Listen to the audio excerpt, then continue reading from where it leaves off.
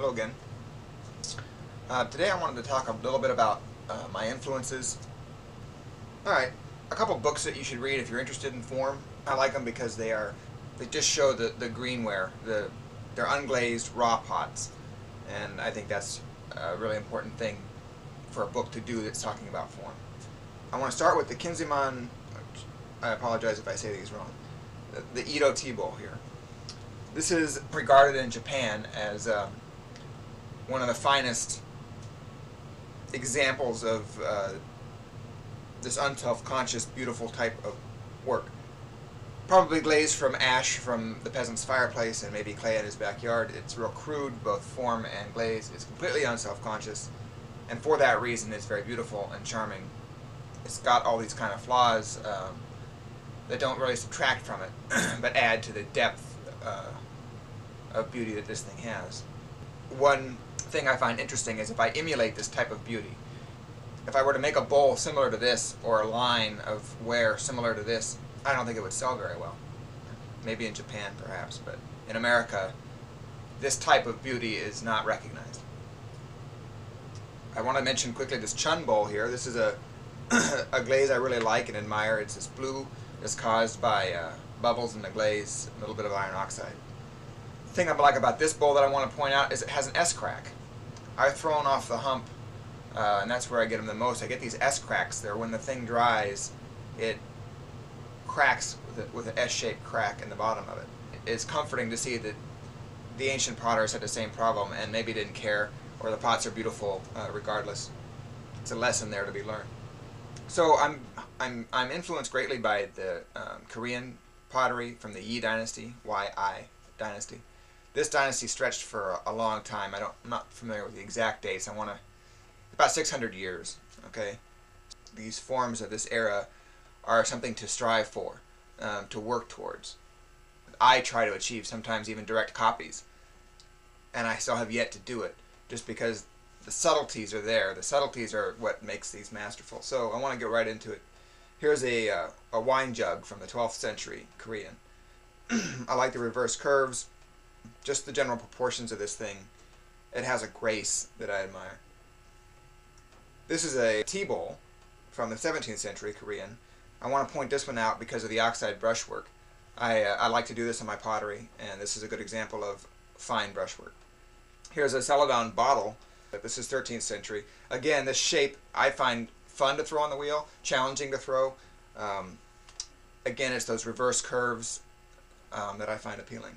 This next one is a Korean honey pot, and I show this one because I see a lot of contemporary potter that has a similar style with the facets and this kind of ash slip glaze. This is a Korean bowl. I like this one because it's 10th and 11th century, so it's pretty old, but it has a refinement that you don't often see until later, and the form I've seen echoed in other pottery, and specifically in Batterham's bowls. Now they're not exactly the same, but I see a similarity here, and I'll get to his in a minute. This last one here is an ewer. It's 10th century Chinese. This is the first ewer that I saw by John Leech, and then I went and saw this Chinese ewer, and obviously then there's a connection there. It's clearly that one has influenced the other, and so that again gives you justification to take and learn from the masters. Other masters are doing it. Why not yourself? I sometimes feel bad that maybe I'm copying others rather than being creative myself. But then on the other hand, I'm taking from the world that I live in and choosing what I relate to, what I love about it, at least in the pottery world, and trying to apply it to my own art. I don't think there's anything wrong with that. I think eventually my voice will carry through regardless. Nobody is identical. Richard Batterham has his clear voice. John Leech has his clear voice. I intend to have a clear voice, but I think it's not something that you can force.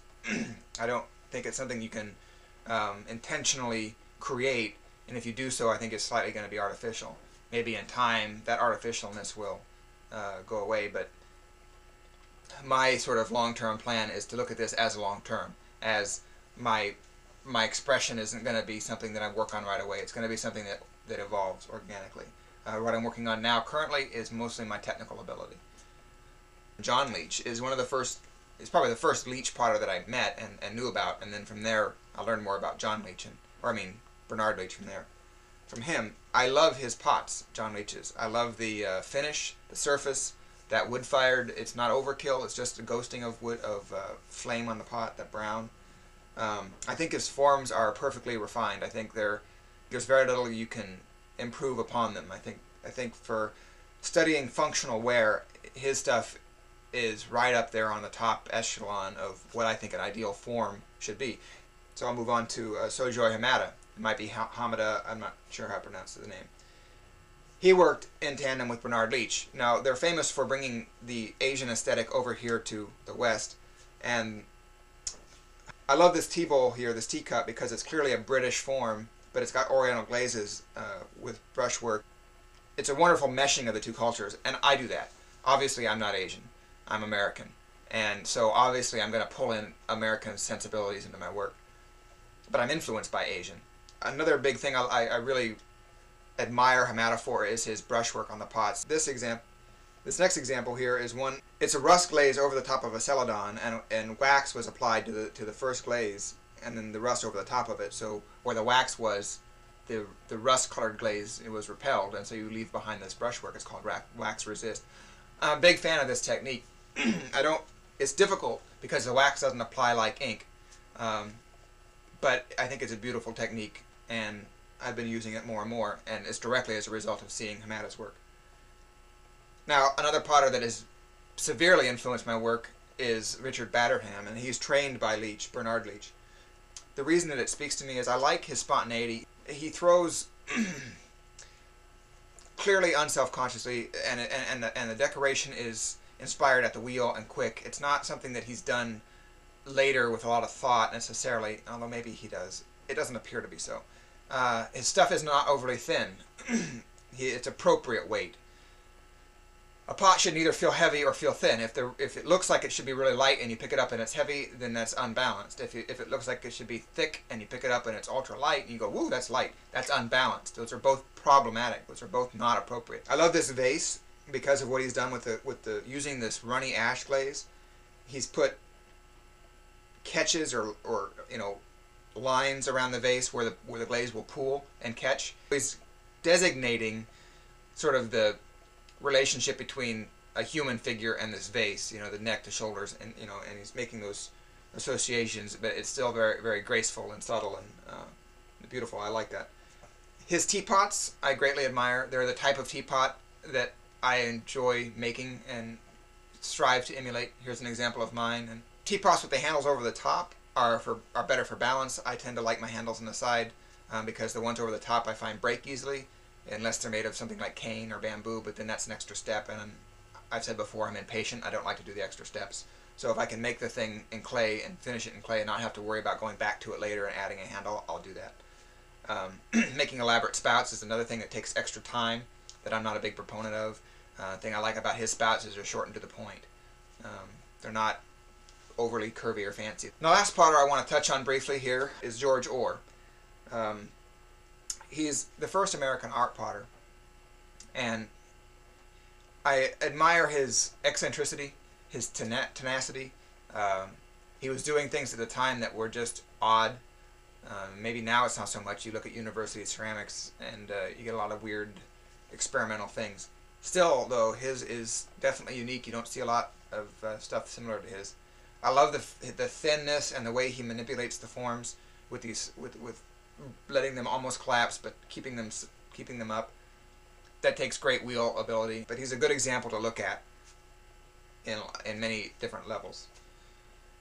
So here's one of mine that I sort of paid homage to him. It's obviously not as good. It's not as thin, but it's my attempt. I love his handles, the thin, whimsical handles, although they break easy. So from a functional standpoint, I tend to steer away from overly thin and fancy handles. So in a nutshell, those are some examples of pottery that I like. I know I went through them pretty quickly, but I only have 10 minutes. So I apologize again if any of these were copywritten. If you have a problem with them, private message me, and I'll take the video down or remove your images or credit it or whatever you want me to do. A lot of these were gathered over the internet, so again, I'm not really sure as to where they came from. So until next time, see you later.